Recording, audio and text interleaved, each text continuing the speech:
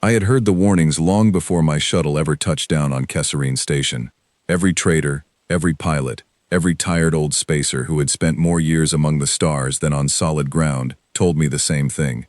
Stay away from the Vrexari females. They said it like a rule of nature, the same way you would warn someone not to touch fire or step off a ledge. The Vrexari were a tall species, covered in dark plating that shimmered faintly violet under bright light. Their males were calm and easy to talk to. They were traders, scholars, and diplomats who smiled with soft voices and open hands. But their females were something else. They were warriors, enforcers, the ones who settled disagreements between clans in ways that ended the disagreement completely. I had read the stories. A trade fleet once tried to back out of a deal after a Vrexari female had already agreed to it. She did not argue. She did not raise her voice. She simply flew her ship into their dock and asked them, very calmly, to reconsider. They reconsidered. Every other species in the region heard about it and never tried anything like that again. So when I stepped onto the observation deck of Kesserine Station and saw one of them standing alone by the great viewport, with everyone else in the room keeping their distance, I did the one thing people told me a smart person would never do. I walked over and said hello. She did not turn her head right away. Her 4 eyes stayed fixed on the stars outside the window. When she finally spoke, her voice was low and heavy, the kind of sound you felt in your chest before you understood it in your ears. You should not be here, she said. Probably not, I answered. Mind if I stand here anyway? The view is better from this side. She turned.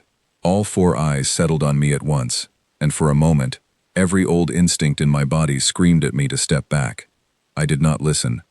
I had stopped listening to that particular voice a long time ago. You are not afraid, she said. It did not sound like a question. It almost sounded like she did not believe it.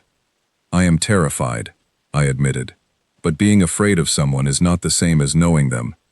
I have found that most things worth understanding start out looking a little frightening. She studied me for a long moment, as if trying to work out whether I was joking.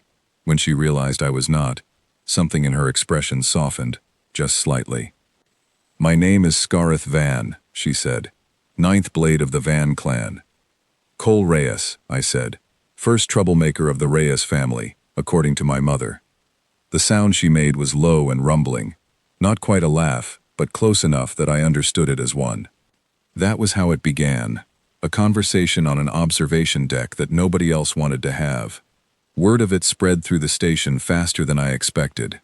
By the next morning, people were whispering about the human who had walked up to a Vrexari female and lived to talk about it. By the end of the week, other humans were nodding politely to Vrexari females in the hallways, instead of pressing themselves against the walls. It surprised me how quickly fear could change, once someone showed it was not the only option. Scarith and I began meeting at the same spot near the viewport almost every day. At first our conversations were short and careful, the kind of talk 2 strangers have when neither one is sure what the other expects. But slowly, they grew longer. She told me about her clan, about the long years of training that shaped every Vrexari female from childhood, about the weight of being both respected and feared by everyone around her. I told her about Earth, about mountains and oceans she had never seen, about the strange human habit of building things simply because they were curious what would happen. Your species is strange, she said one evening, watching a transport ship drift past the window. You have no idea, I said. We are afraid of almost everything.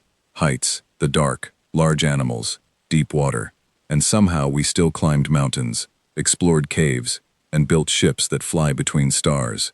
Fear tells you something might be dangerous. It just does not get to decide what you do next. She was quiet for a long time after that. When she finally spoke, her voice had lost some of its usual weight. No one has spoken to me like that since I earned my blade name, she said. They speak to my rank. They speak to my reputation. They do not speak to me. Well, I said, I have never been very good at following the rules everyone else follows. That earned another one of her low, rumbling laughs. Over the following weeks, our friendship became something the whole station noticed. Vrexari males began approaching human traders with more confidence, curious whether the stories of fearless humans were true. Human captains, in turn, grew bolder around Vrexari crews, testing the boundaries that had once seemed impossible to cross. It was strange to watch, like seeing two rivers that had run side by side for years finally begin to mix. Not everyone was happy about it. There was a Vraxari male named Threll, who worked in trade negotiations on the station. He did not like the change. He believed the fear other species held toward his people kept order. Without it, he argued, disputes would drag on forever, and clans would lose the respect they had spent generations earning. For one day. He cornered me one day near the cargo bays, his arms crossed, his voice sharp. "You do not understand what you are doing," he said. "The fear you are erasing took centuries to build. It is the reason trade routes stay peaceful. It is the reason no one dares to cheat a Vraxari contract." "Maybe," I said. "Or maybe fear was just the easiest tool available, and now there is a better one." "And what tool is that?" "Trust," I said. "It takes longer to build, but it lasts longer too. Fear only works as long as everyone stays afraid. The moment someone stops being afraid, the whole system falls apart. I think that is exactly what is happening right now." Threll did not look convinced, but he did not argue further. He simply walked away, muttering something in his own language that I did not understand, and probably did not need to. I told Scarith about the conversation later that evening. She listened without interrupting, her 4 eyes fixed on the stars as they always were when she was thinking deeply. "Threll is not wrong to worry," she said finally. "Fear kept peace for a long time, but it was a heavy kind of peace. It cost us more than most species realized. Being feared means being alone. Even among my own kind, other Vraxari keep their distance from warriors like me. They respect me. They do not know me." "That sounds lonely," I said. "It is," she admitted. "It has been, for a very long time." I did not have a clever response for that. Sometimes the right thing to say is nothing at all, just quiet company while someone sits with a hard truth. So that is what I did. We stood there together, watching the stars, until the silence itself became a kind of comfort. A few months later, an emergency broke out on the station that tested everything we had built. A cargo hauler carrying unstable fuel cells suffered a containment failure in the lower docks. Alarms blared through every corridor, and the station's automated systems began sealing sections to prevent the failure from spreading. Hundreds of workers were trapped in the lower levels, cut off from the emergency shuttles.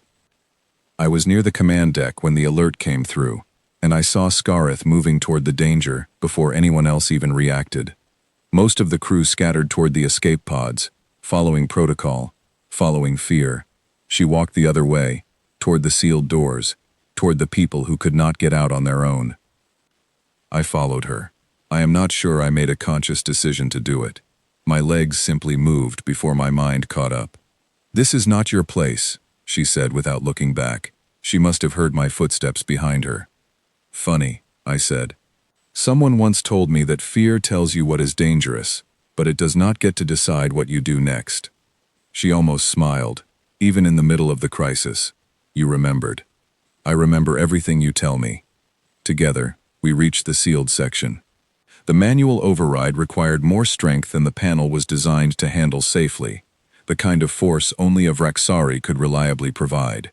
While she worked the heavy mechanism, I coordinated with the trapped workers over the comm system, guiding them toward the opening doors and away from the damaged sections. It was not glamorous work. It was mostly shouting directions and keeping people calm while alarms rang overhead. But it mattered. When the doors finally opened, dozens of workers stumbled out, coughing from the smoke that had begun to fill the lower corridors. Among them was Threll, the Vraxari male who had once argued with me about fear and order. He looked at Scarith, then at me, and for the first time since I had met him, his expression held something other than suspicion. "You came for us," he said, his voice quieter than I had ever heard it. "Of course we did," Scarith said simply, as if there had never been any other choice. Threll did not say anything else in that moment. He did not need to. Sometimes actions carry more weight than any argument ever could. In the days that followed, the story of the rescue spread across the station even faster than the story of our first meeting had. It was one thing to hear that a human was not afraid of a Vraxari female. It was another thing entirely to see that same fearless human standing beside her, while she saved dozens of lives. The narrative around the Vraksari females began to shift, not overnight, but steadily, the way ice slowly melts under a warm sun. Threll approached me again, this time without the sharp edge in his voice. "I still believe fear has its uses," he said, "but I was wrong to think it was the only tool worth keeping. Perhaps there is room for both." "I think that is fair," I said. "Fear keeps you cautious. Trust gives you something worth protecting." He nodded slowly, and for the first time, he extended a hand toward me, an old human gesture he must have picked up from watching the crews around the station. I shook it, and something between our two peoples shifted just a little further that day. Scareth and I kept meeting at our spot by the viewport, long after the crisis had passed and life on the station returned to its usual rhythm. She told me once that she had never expected her life to change because of a single conversation on an ordinary afternoon. I told her that most of the important things in life happen exactly that way, quietly, without any warning, until suddenly, everything looks different than it did before.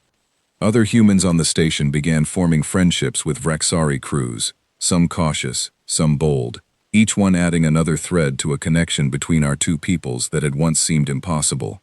Traders who used to avoid Vraksari ships began seeking them out instead, curious rather than afraid. Vraksari females who had spent their whole lives being respected from a careful distance found themselves invited to meals, to conversations, to moments of simple companionship they had rarely known before. I will not pretend everything changed overnight, or that every fear disappeared completely. Old habits fade slowly, and centuries of caution do not vanish because of one friendship. But something had shifted, something real. The station that once fell silent whenever a Vraksari female walked through its halls slowly grew louder, filled with voices that no longer dropped to a whisper out of fear. Scareth told me once, as we watched a new group of trainees walk past without flinching at the sight of her, that she finally understood what I meant on that very first day. "Fear only tells you what might be dangerous," she said, echoing my own words back to me. "It does not tell you what is true." "And what is true?" I asked. She looked at me, her 4 eyes steady and calm, in a way I had grown to know well. That some things worth understanding only look frightening until you take the time to know them. I could not have said it better myself. We still meet at that same viewport most days, watching the stars drift by, two people from worlds that once seemed impossibly far apart. The station around us has changed in ways neither of us could have predicted from that first nervous conversation, and every time someone asks me how it all started, I give them the same simple answer. I walked over, and I said hello. That was all it ever took.